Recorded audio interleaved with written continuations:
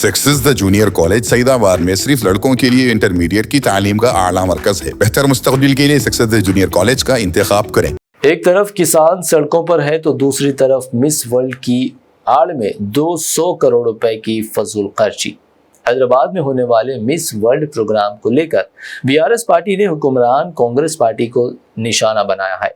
अपने social media x पर एक फोटो के साथ ट्वीट किया जिसमें तेलंगाना की मौजूदा सूरत हाल पर शदीद तनकीद करते हुए आवाज़ बुलंद की गई।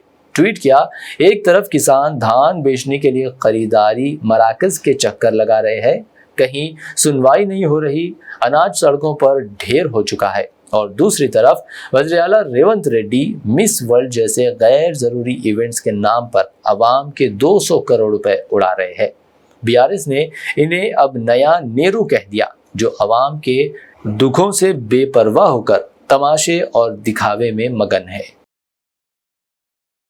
साबिक वजीर व रुकन असम्बली बीआरएस हरीश राव ने वज़ीर आला रेवंत रेड्डी और कांग्रेस हुकूमत पर शदीद तनकीद की है।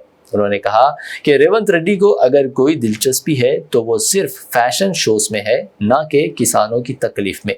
ये एक शर्मनाक हकीकत है कि जबकि रियासत के किसान खरीदारी मराकज में परेशानी का शिकार हो रहे हैं, तब हुकूमत ब्यूटी पीजेंट्स जैसे तकरीबात पर वक्त और तमन्नाई सर्व कर रही है।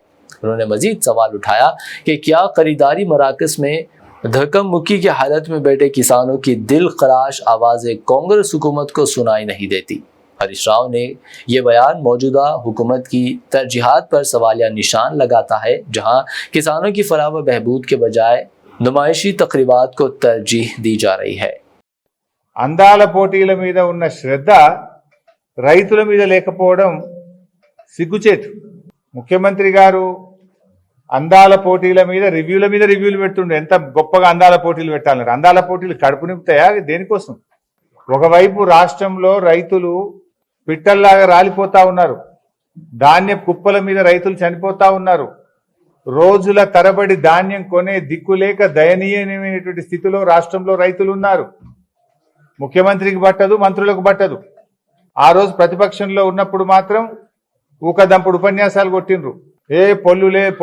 పొల్లు చేస్తుండ్రు, 5 కిలోల తరుగు తీస్తుండ్రు అని మాట్లాడిండ్రు ఆ రోజు.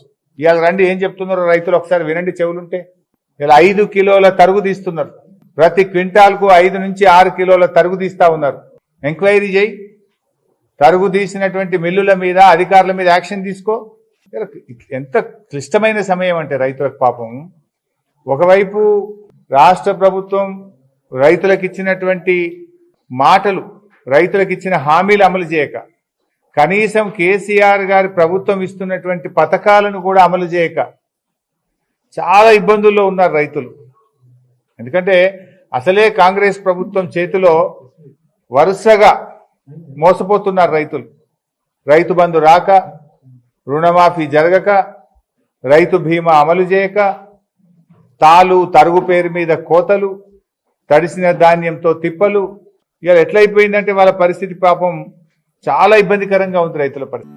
Entering Secfescon into the beginning of your wonderful journey to reach your dreams. We invite you to experience education in a faith Islamic environment. Come, study at a campus dedicated exclusively to those at Malakpet and Tolichopi. With NEET and IIT, JEE mains, integrated coaching, equipped with smart classrooms to meet the aspirations of today's tech-savvy students, it also boasts of state-of-art fine flats and high-tech computer labs.